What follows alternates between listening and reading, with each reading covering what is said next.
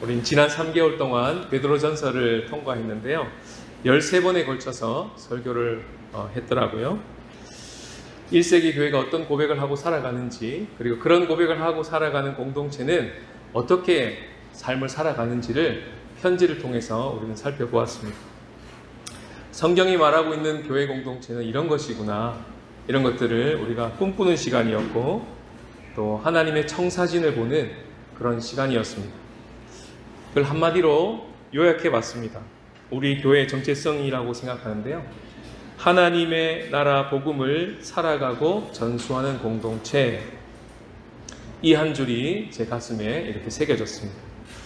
이것을 더 선명하게 와닿게 하기 위해서 흰색 바탕 위에 검은색을 쓰듯이, 지금 보시고 계신 PPT가 그렇지 않습니까? 하나님 나라 복음을 살아가고 전수하는 공동체가 흰색이라면 검은색은 이렇게 표현할 수 있을 것 같습니다. 죽어서 가는 천국 복음만을 믿고 일주일에 한 번 예배 드리는 것이 나의 신앙생활의 전부인 교회. 요게 검은색입니다. 요것과 요것을 딱 대조하면 선명하게 의미가 드러날 것 같습니다. 흰색을 가리켜서 세상 사람들은 그리스도인이라고 불렀고요. 검은색을 가르쳐서 세상 사람들은 예배 군중이라고 불렀습니다. 그러면 어떻게 검은색이 흰색이 될 수 있을까요? 베드로전서에서 베드로가 끊임없이 우리들에게 보여줬던 모습 그대로 하면 됩니다. 바로 그리스도를 붙드는 겁니다. 그리스도 안에 거하는 것이고, 그리스도 위에 서는 것이고, 그리스도와 함께 걸어가는 것입니다. 그때만 우리가 검은색 교회가 아니라 이 흰색 교회가 될 수 있는 거예요. 지난 3개월 청사진을 우리는 봤습니다. 오늘부터 연말까지는요, 아름다운 이 신령한 집이 지어지기 위한 기초를 다지는 그런 설교를 계속 나누고자 합니다. 처음부터 지붕을 올리진 않잖아요. 설교 방식도 조금 달라져야 된다는 마음을 다짐을 했습니다. 그래서 이제까지는 한 책을 정해서 말씀을 듣는 강해 설교였다면, 오늘부터 연말까지는 주제를 정하여 말씀을 함께 살펴보는 주제 설교가 될 것 같습니다. 주제는요, 풍성한 삶입니다. 그리스도의 생명으로 풍성한 삶을 말하는데, 우리가 예배의 마지막쯤에 부르는 주제 찬양에도 그 가사가 잘 담겨 있습니다. 예수 생명 가득히 가슴에 품고 세상으로 나아가리라. 그게 나오는 예수 생명, 그걸로 풍성한 삶이죠. 예수님도 그렇게 말씀하셨어요. 요한복음 10장 10절을 우리 다 같이 한번 읽어보겠습니다. 시작. 도둑이 오는 것은 도둑질하고 죽이고 멸망시키려는 것뿐이요, 내가 온 것은 양으로 생명을 얻게 하고 더 풍성히 얻게 하려는 것이라. 양으로 생명을 얻고, 이 말은 거듭났고 예수님을 영접했고 하나님 나라 백성으로 태어났고 심장이 뛰고 있고, 이런 뜻입니다. 그런데 뒤에 하나가 더 붙죠. 예수님이 뭐라고 말씀하셨냐면 더 풍성히 얻고 그랬습니다. 한 번 얻으면 됐지, 끝난 거 아닙니까? 아닙니다. 더 풍성히 얻으랍니다. 그것은 무엇일까요? 척추가 서서 걸어가는 공동체가 되라는 것이죠. 하나님 나라 백성으로 태어나는 것으로 끝나지 말고 자라가라는 것입니다. 하나님 나라 복음을 누리고 나누고 살아가라는 것이죠. 그래서 우리가 부르는 주제송에 보시면 사귐을 통해 스며든 주의 생명을 나누며 살라 하시네. 주와 깊은 사귐이 나를 살리고 꺼져가는 형제를 일으키리라. 이것이 그리스도인의 삶이고 하나님 나라 백성으로 자라가는 자의 삶입니다. 이런 풍성한 삶으로 남은 하반기 동안 주님 우리를 초대하시기를 원하시고요, 그런 첫걸음을 걸어가기를 원하시고요, 그런 기초를 다지기를 주님이 원하시는 것입니다. 각 주제에 대해서 시리즈로 설교가 이어질 것이고, 오늘부터 할 시리즈 설교의 주제는, 큰 주제는 풍성한 삶이고요, 소주제는 회심입니다. conversion, 회심. 풍성한 삶으로 들어가는 출발점이기 때문에 그렇습니다. 1세기 교회는요, 회심했는지 안 했는지 세례를 주기 위해서 회심을 점검하는데 세 가지를 점검했습니다. 하나는 belief, 신념이 있냐, 즉 고백이 있느냐를 봅니다. 두 번째는 behavior, 거기에 따르는 삶이 있는지, 실제로 그렇게 행동하고 사는지 그걸 점검합니다. 그리고 마지막으로 belonging, 소속되어 있는지, 그런 고백을 하고 그런 삶을 살아가고 있는 공동체 안에 소속되어 살고 있는지를 점검합니다. 이 세 가지가 다 점검이 되었을 때 세례를 줬습니다. 그래서 1세기 교회는요, 세례 교육 기간이 무려 3년이었습니다. 별로 안 놀라시네요. 요즘은 3시간 하거든요. 3시간도 길거든요. 1세기는 3년 했습니다.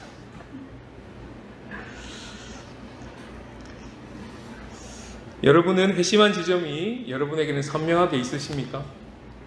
인류의 역사도 예수님이 오기 전 Before Christ하고 Anno Domini라고 하는 주의 해라고 번역되는 이 라틴어 BC와 AD를 가르친 분이 예수 그리스도였던 것 같이 우리가 그 그리스도를 만나 우리 인생의 BC와 AD가 갈라진 그 지점에 대하여 우리들만의 이야기를 가지고 계십니까? 이어지는 시리즈 설교를 통해서 회심이 불분명한 성도에게는 그 회심을 도와드리고 또 회심이 선명한 성도에게는 그 회심을 시켜주시고 이루신 하나님의 은혜가 더 커지고 깊어지는 은혜를 주시기를 원합니다. 오늘은 원포인트 메시지로 전할 건데요. 원포인트 메시지 OPM 같이 한번 읽어보겠습니다. 노란색만 읽으시면 됩니다. 시작! 영접한다는 것은 주인을 바꾼다는 것입니다. 오늘 본문은 참 유명한 본문입니다. 사형리에 나오는 본문이죠. 요한복음 1장 12절 다 같이 한번 읽어보겠습니다. 시작! 영접하는 자 곧 그 이름을 믿는 자들에게는 하나님의 자녀가 되는 권세를 주셨으니, 영접한다는 것은요, 예수 그리스도의 이름을 믿는다는 것입니다. 본문 그대로죠. 하나님의 자녀가 되는 권세를 얻는 길입니다. 그런데 오늘 우리가 주목할 것은 문맥입니다. 이 이야기가 나오기까지 어떤 문맥에서 이야기가 짠 하고 등장하고 있는지를 보는 것이죠. 11절로 가보겠습니다. 자기 땅에 오매 자기 백성이 영접하지 아니하였으나, 예수님을 어떻게 소개합니까? 그 땅과 그 백성의 소유주, 오너로 소개하고 있습니다. 10절은요, 그가 세상에 계셨으며 세상은 그로 말미암아 지은 바 되었으니 세상이 그를 알지 못하였고, 예수님 누구십니까? 세상을 지으신 창조주로 소개되고 있습니다. 그리고 오늘 말씀이 나오는 거예요. 1절부터 9절까지 본문을 보시면 예수 그리스도는 이렇게 소개됩니다. 그분은 참빛이시고요, 그분 안에는 생명이 있고요, 그분은 곧 말씀이시며 곧 가십니다. 1장 1절 말씀을 다 같이 읽겠습니다. 시작! 태초에 말씀이 계시니라. 이 말씀이 하나님과 함께 계셨으니 이 말씀은 곧 하나님이시니라. 다른 복음서는 예수님을 하나님의 아들로 소개했습니다. 그러나 요한복음만 예수님을 하나님으로 소개했습니다. 그리고 요한복음이 끝이 날 때쯤 12사도 중에 유명했던 도마의 입을 통하여 예수님을 어떻게 고백하냐면요, 도마가 대답하여 이르되 나의 주님이시여 나의 하나님이십니다. 누구를요? 예수 그리스도. 이 요한복음 때문에 예수가 육으로 오신 하나님이라는 사실을 깨닫게 된 것이죠.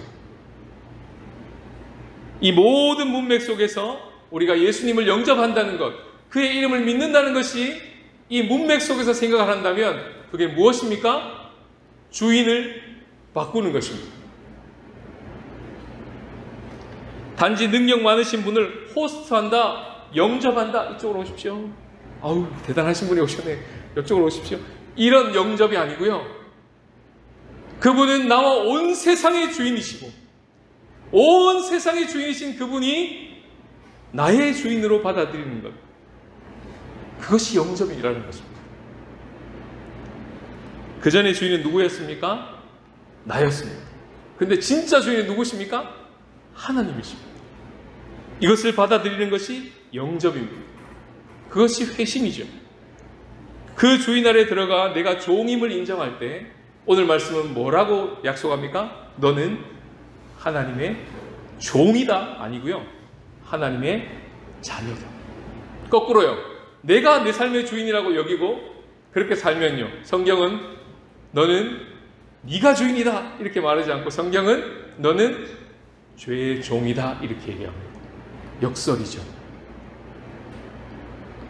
이 지점이 선명해지면, 이 영접한다는 것이 어떤 지적인 동의도 아니고 어떤 교리를 내가 억셉트하는 것도 아니고 나와 온 세상의 주인 대신 그 오너 앞에 그분의 권위를 인정하고 나와 온 세상의 주가 당신이십니다 라고 받아들이는 것.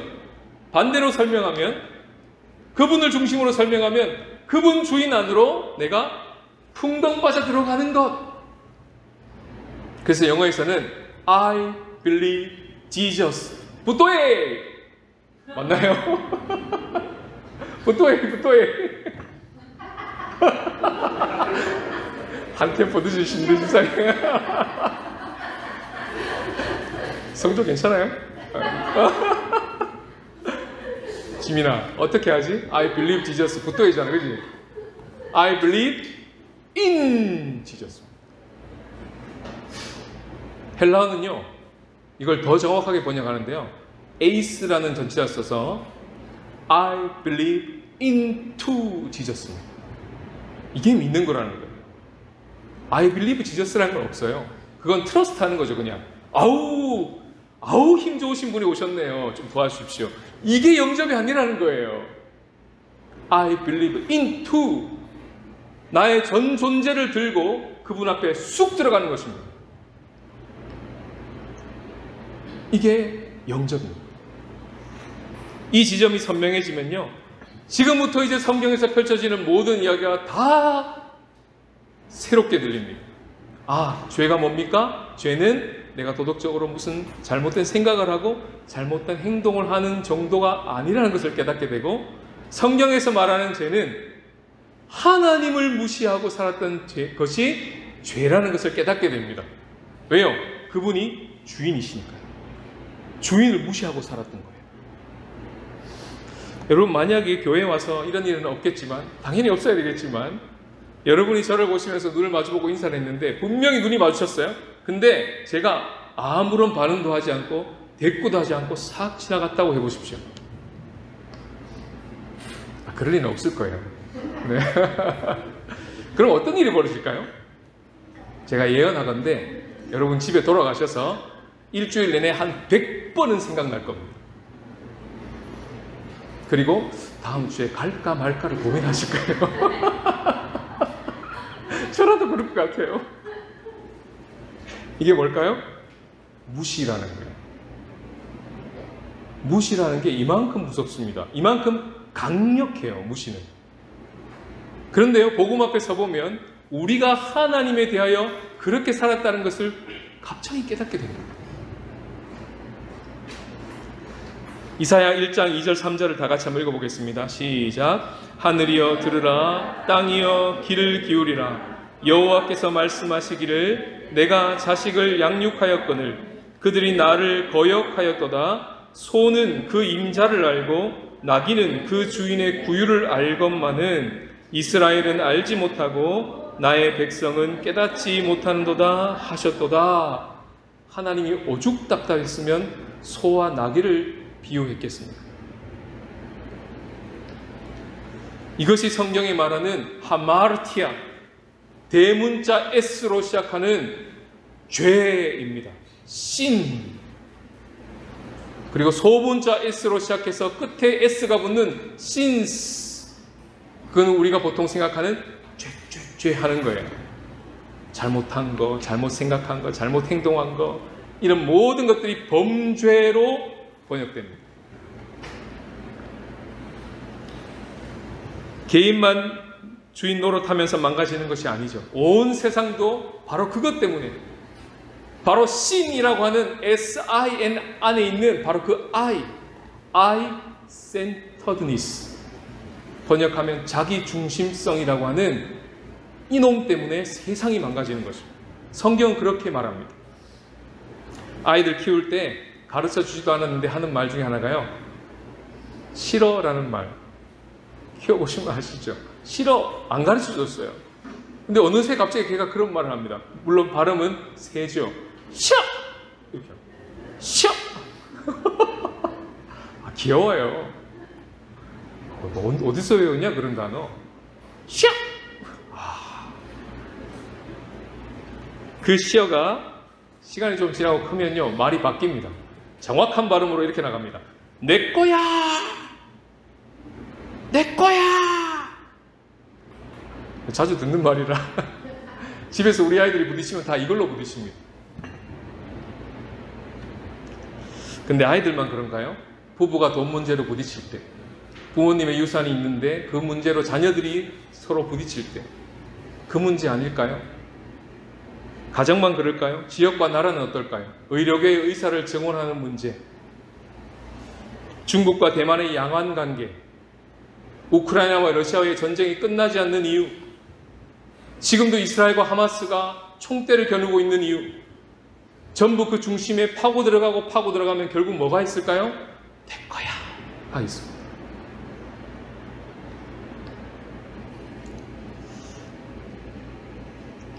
선악을 알게 하는 기준이 내가 된 것이죠. 내가 좋으면 선이고요, 내가 싫으면 악입니다. 그것이 선악과의 메시지입니다. 그래서 내로남불이라 그러죠. 내가 하면 로맨스고요, 남이 하면 불륜이에요. 결국 이 문제는 어디서 해결됩니까? 내가 죽어야 해결됩니다. 어디서 죽습니까? 십자가에서 죽습니다. 내가 주인 노릇한다고 생각했는데 십자가 앞에 서보면 하나님이 나의 실상을 드러내 주십니다. 성경은 우리의 실상을 이렇게 고발합니다.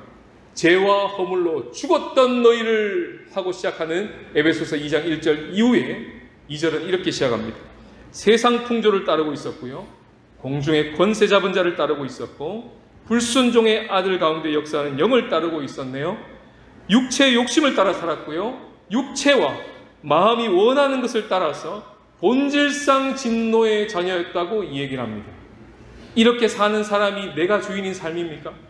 정말 나답게 살고 있는 삶일까요? 성경은 아니라고 말하는 것이죠. 저는 34살에 회심했습니다. 참 부끄럽게도 목사일 때 회심했습니다. 여러분 놀라지 마십시오. 회심하지 않고도 목사가 될 수 있습니다. 오늘 주보에 나와 있는 이 설교 제목은 2012년 장로의 신학대학교 신대원 가정의 수련의 설교 제목입니다. 역시 별로 안 놀라시네요. 네, 역시 수준이 보통 수준이 아니십니다. 저는요, 제가 주인이 되어서 예수님을 이용하는 목사라는 것을 십자가 앞에서 깨달았습니다. 십자가 앞에 비참한 모습을 드러내 주셨을 때 아직도 기억이 납니다. 회심이 없이 목사가 되었으니 목사가 된 목적이 뭐였냐 하니까 교회에서 인정받았기 때문이었습니다. 잘 나가는 교회 오빠였거든요. 사람들이 교회만 오면 잘한대요. 그리고 너 목사하면 참 잘하겠대요. 그 말이 저를 목사까지 만들었습니다. 그게 나쁜가요? 사람들이 칭찬해줘서 나 목사할래. 그래서 목사 된 거 나쁜가요? 나쁘지 않죠. 칭찬해서 얼마든지 될 수 있지 않습니까? 선생님이 너 수학 잘하네? 나 수학가 될래요. 할 수 있잖아요. 근데 문제는 뭘까요? 그것만 가지고 있는 거예요. 그게 내가 목사 된 이후의 전부인 거예요. 그럼 어떤 일이 벌어질까요? 인정을 받을 때는 괜찮습니다. 그렇지, 내가 좀 하지, 내가 좀 잘하지, 이 방면에 내가 좀 달란트가 있지. 그런데 그렇지 못할 때 문제가 생깁니다. 성도들에게도 인정을 받지 못할 때가 생기게 됐고, 담임 목사님에게도 인정을 받지 못하는 상황이 됐고, 어떤 사건이 빵 하고 터졌습니다. 저희 궁금하시면 개인적으로 사서 물어주세요.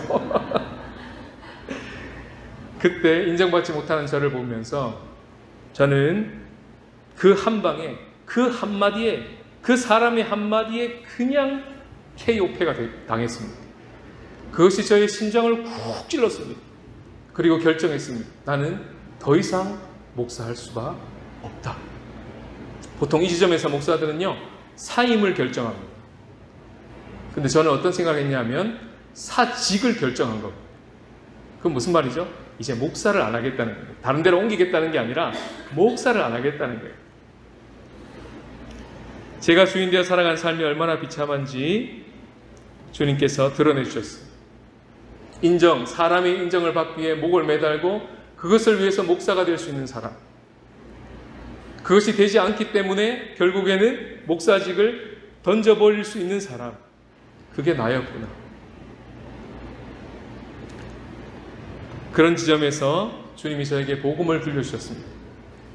십자가 앞에 저를 초대해 주시고 이렇게 말씀해 주셨어요. 너 이미 나와 함께 죽었어. 이렇게 말씀해 주셨습니다. 갈라디아서 2장 20절을 다 같이 읽겠습니다. 시작. 내가 그리스도와 함께 십자가에 못 박혔나니 그런즉 이제는 내가 사는 것이 아니요 오직 내 안에 그리스도께서 사시는 것이라. 이제 내가 육체 가운데 사는 것은 나를 사랑하사 나를 위하여 자기 자신을 버리신 하나님의 아들을 믿는 믿음 안에서 사는 것이라. 인정받기 위해 목을 매달았던 저의 모습. 그래서 한편으로는 열등감에 깊이 쌓여 있고 또 어떨 때는 우월감으로 우쭐하고 그러면서 실제로는 목사라는 명찰을 달고 철저하게 가면을 쓰고 있는 저의 모습. 그런 존재를 향해서 하나님이 저에게 복음을 들려주셨습니다. 그때는 저에게 이렇게 말씀하셨어요. 아들아, 잘할 때는 너 내 아들이야. 근데 잘 기억해. 너 못할 때 더욱 내 아들이다. 저는 이 말씀 앞에요, 정말 한 30분을 꺼이 울었어요.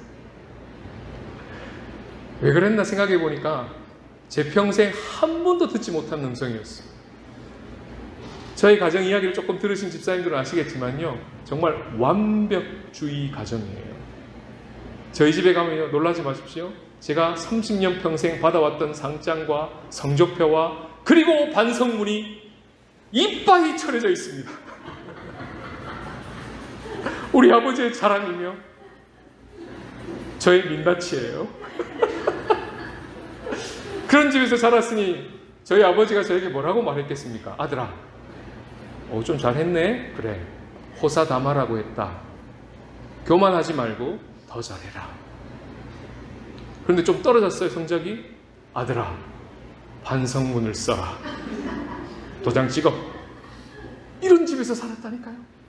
그러니 잘할 때는 내 아들, 못할 때는 반성문을 써라. 이렇게 나와야 되는데 30년 동안 세팅이 됐잖아요. 그런데 뭐라고요? 뭐라고요, 주님? 내 아들. 그게 심장 깊은 곳에 저를 꽝 때리는데요. 그때 때릴 때 제 상황이 어땠다고요? 인정받기 위해 목을 매달아서 다시 나 목사 안 해 하는 그 순간이었다니까요. 그때 진짜 제가 들어야 될 하나님의 복음이 들린 거예요.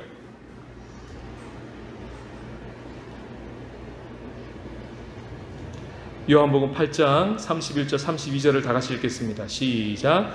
너희가 내 말에 거하면 참으로 내 제자가 되고 진리를 알지니 진리가 너희를 자유롭게 하리라. 그 정말이었습니다. 나에게 갇혀 있었던 저였습니다. 아버지가 원하는 나로 살지 못해 늘 자책하고 때로는 우월해지고 그렇게 하던 나였습니다. 그런 나를, 그 거짓된 나를 그 나에서 진짜 나로, 하나님이 나를 만드신 그 원형의 나로 바꾸어 주시기 위하여 주님이 저에게 복음을 들려주셨던 거예요. 자유케 된 것이죠. 이것이 복음입니다. 복음은 어렵지 않습니다. 네가 주인 아니야. 온 세상의 주인이 그 사람이 아니야. 너와 온 세상의 주인은 하나님. 이것이 복음입니다.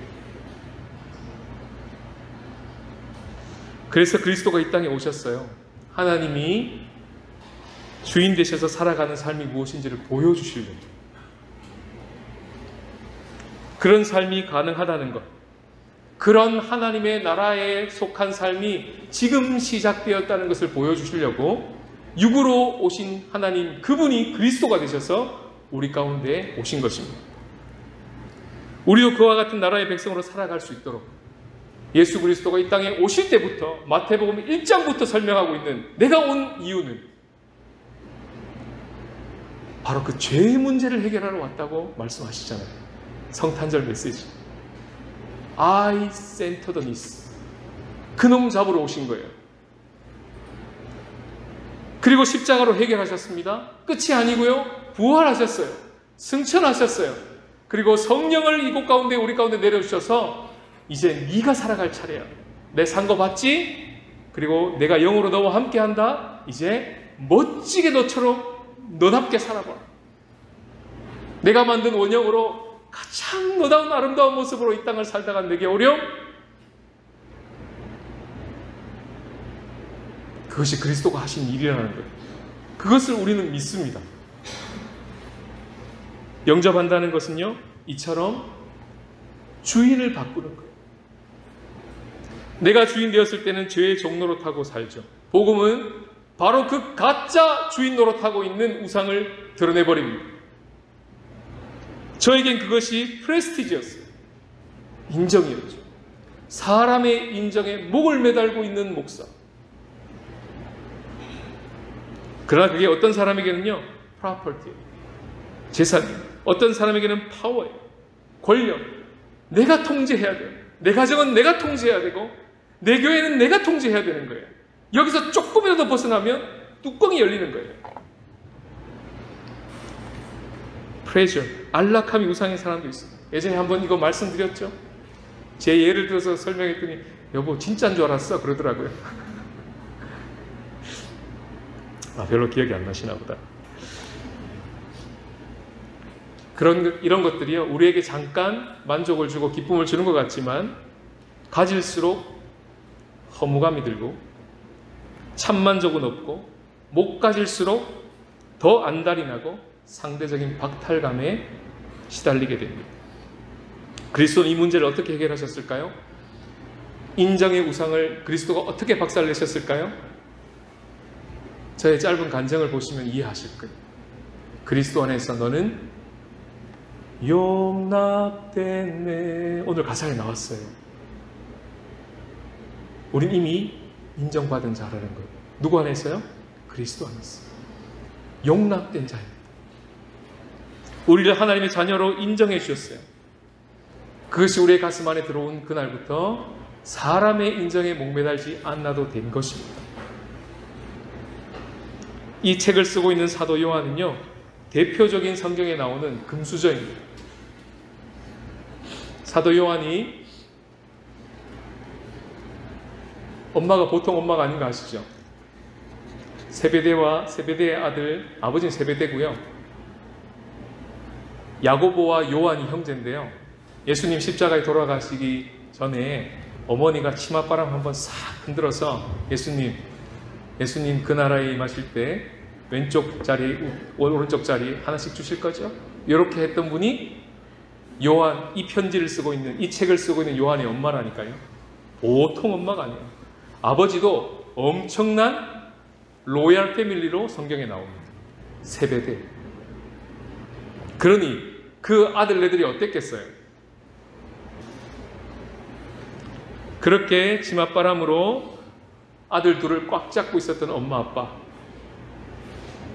예수님을 만나고 그 요한이 예수 그리스도에게 용납되고 인정되는 그 순간 요한에게 무슨 명령이 떨어집니까?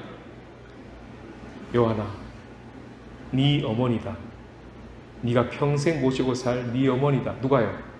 마리아가요. 예수님의 어머니 마리아가 요한이 평생 모시고 산 어머니가 됐습니다. 그거 누가 알아줄까요? 그걸 받아들인 거예요. behavior, 행동이 나오죠. 그는 회심한 자가 맞습니다. 재산은 어떻게 그리스도가 해결했을까요? 그리스도 안에서 내가 너의 상급이야. 내가 너의 보활한다. 내가 너의 진정한 안정감이야. 기억하렴. 그 말이 진짜 믿어지는 거예요. 그럼 어떻게 됩니까? 이젠 돈 안 하게 됩니다. 돈이 필요해요. 그러나 그 돈의 노예가 되지 않습니다. 돈에 소유당하지 않아요. 아버지가 로얄 패밀리였던 요한은요, 예수님을 만난 즉시 예수님을 따랐는데 베드로는 그물을 던지고 그를 따랐더라고 되어 있지만 세베대의 아들 야고보와 요한은 그물만 던지지 않고 복음서를 보시면 정확히 그물과 함께 버린 것이 있습니다. 뭘까요? 세베대를 버렸어요. 아버지를 뒤로 한 겁니다. 어마무시한 제사를 포기한 거겠죠. 삭개오는 예수님을 주인으로 받아들이고 지갑이 회심했습니다. behavior 나오죠? 그는 진짜 회심한 자예요. 권력은 어떻게 해결하셨을까요? 그리스도가 그리스도 안에서 진짜 힘이 무엇인지를 발견한 것입니다. 그것은 바로 하나님의 신실함입니다. 내 통제 밖으로 나가면 내 아들이 잘못될 줄 알았습니다. 교회가 내 통제 안에 들어오지 않으면 교회가 잘못될 줄 알았습니다. 그러나 그보다 더 확실한 힘과 손으로 다스리고 계신 분이 계셨으니 하나님의 신실함이라고 하는 그 엄청난 파워를 경험한 거예요. 그러고 이제 서서히 고백이 시작됩니다. 아, 내 통제 안에 들어오지 않는 것이 은혜였구나. 그것이 걔가 살 길이었구나. 그래서 살았구나. 내 마음대로 안 된 것이 은혜였구나.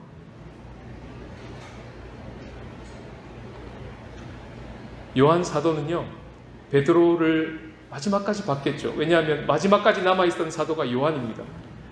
베드로는 AD 64년, 65년경에 순교당합니다. 베드로전서를 쓰고 난 후 십자가에 거꾸로 매달려 죽죠. 그런 베드로를 요한은 봤습니다. 자기의 동료가 순교하는 걸 봤어요. 그리고 한참 수십 년이 지난 후에 요한복음을 쓴 것입니다. 그러면서 베드로에 대한 기억을 다시 살려서 마지막 요한복음 21장에 베드로를 어떻게 소개하냐면 이렇게 소개합니다. 베드로, 그가 이때까지 젊어서는 네가 원하는 대로 다녔지만 이제 늙어서는 네가 원치 않은 대로, 띠띠워진 대로, 원치 않은 대로 가게 될 것이라는 예수님의 그 말씀을 기억하고 요한복음에만 그 말을 적습니다. 그 말씀 묵상하는데 이런 생각이 들었어요. 아, 요한은 그 책을 쓰면서 베드로를 생각하면서 그래, 베드로가 힘주어서 자기 통제 아래서 예수님께 막 자기 뜻대로 되려고 할 때는 망했지. 그러나 그것을 손을 놓고 자기가 원치 않은 대로 가기 시작하면서 때로는 안디옥으로도 가고, 우리 베드로전서에서 봤죠? 때로는 로마에 가 있잖아요. 헬라어도 잘 못하는 그분이 로마의 목양지를 두고 베드로 전서라고 하는 편지를 써서 튀르키예에 헬라어로 편지를 쓰고 있잖아요. 꿈에도 꿨겠습니까? 베드로가 마지막에 십자가에 거꾸로 매달려 죽는 모습을 보면서 그는 아마 생각했을 거예요. 요한은 예수님의 말씀이 옳았다. 그는 멋진 인생을 살았다. 자기 통제 안에 들어오지 않았던 것이 은혜였구나. 힘주어 살았던 베드로는 죽었고 이제 힘입어 사는 베드로가 그리스도의 사도가 되어 그렇게 멋지게 살 수 있었구나.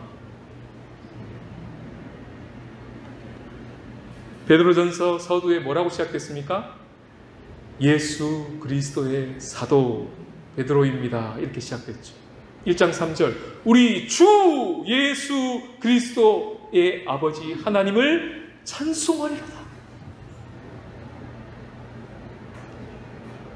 그는 회심한 자였어요.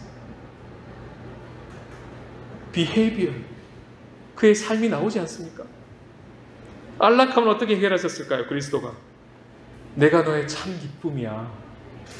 내가 너의 참 만족이고 내가 너의 참 평안이란다. 내가 너의 참 사랑이야. 그게 진짜로 믿어지는 거예요. 예전에 어떻게 살았습니까? 귀찮으면 귀찮은 대로, 피곤하면 피곤한 대로, 안락함을 원했으면 안락함을 원하는 대로, 내 몸에 솔직해야지, 내 감정에 솔직해야지, 짜증나면 짜증나는 대로, 분나면 분나는 대로, 미움은 미운 대로 솔직하게 살아야지. 그리고 다 그렇게 끌려다녔어요. 여러분, 이 책을 적은 요한 사도의 별명이 뭔 줄 아십니까? 예수님이 지어줬어요. 야고보와 요한의 별명, 복음서에 나옵니다. 우레의 아들이. 오늘도 우레를 치던데, 하늘에서. 무슨 말이죠? 성질이 뭐 같다는 거예요. 더럽다. 뭐 이런 거잖아요. 보통 성질이 아닌 거예요, 이 두 분이. 아버지 세배되죠. 어머니 치맛바람 장난 아니죠. 그런 가정에서 막 부유하게 살았으니 어떻게 했어요? 그 교만이 하늘을 찌르지 않았겠어요? 너 우리의 아들이구나 그랬어요. 그런 요한이 어떻게 됩니까? 요한복음 읽어보셨죠? 요한 1서 읽어보셨습니까? 사랑에서 온통 사랑이에요. 서로 사랑하자. 하나님 그분은 사랑이다. 너희가 하나님을 먼저 사랑한 거 아니다. 하나님이 너희를 먼저 사랑한 거다. 마지막까지 사랑을 이야기합니다. behavior 나오죠. 그는 진짜 핵심한 자였어요. 이토록 그리스도 안에서 우리에게 거짓 주인 노릇하고 있던 그 모든 것들을 드러내시고 그것을 그리스도가 박살내시고 십자가와 부활로 그 권세를 박살내시고 오늘 찬양 불렀죠? 더는 그 사망이 우리를 주장할 수 없다 우리 선포했잖아요. 하나님 나라 방식으로 살아갈 수 있도록 주님께서 그 모든 조치를 다 해놓으신 것입니다. 말씀을 맺으면서 우리가 회심했는지 정말 예수님을 영접했는지 가장 확실하게 알 수 있는 방법이 하나 있습니다.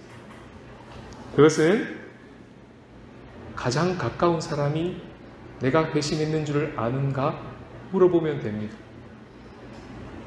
지금 묻지 마시고요. 집에 가서 물어보세요. 떨리는 마음으로 여보 나 회심한 거 맞아? 그냥 단순하게 여보 삘대로 말해봐. 그럼 그분이 하신 말이 정답이에요. 왜 그럴까요? 배우자 앞에서는 숨길 수 없거든. 자식 앞에서 가면 쓰는 부모 없거든. 그런 엄마를 알고 그런 아빠를 아는데 내가 그런 남편을 알고 그런 아내를 내가 아는데 그리스도를 주인으로 영접한 그가 진짜 빌리프가 있고 비헤이비어가 있다면 누가 제일 먼저 알까요? 당연히 배우자가 제일 먼저 알겠죠. 당연히 자식이 제일 먼저 알겠죠. 엄마 왜 그래? 그럴 거 아니에요. 여러분 강아지 한 마리만 집에 들어와도요 온 가족의 라이프 스타일이 다 바뀌던데요. 자고 일어나서 걔만 찾아요. 걔만 쳐다보고서 시간 가는 줄 몰라요. 온통 집안이 웃음바다예요. 귀여워. 계속 웃음바다예요. 여러분 애가 집에 하나 태어나도 온통 삶이 다 바뀌던데요. 결정 하나도 그 애 때문에 다 바뀌던데요. 하물며 그리스도겠습니까?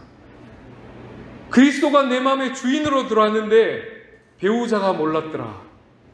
내 아들과 자녀가 몰랐더라. 가능할까요? 불가능합니다.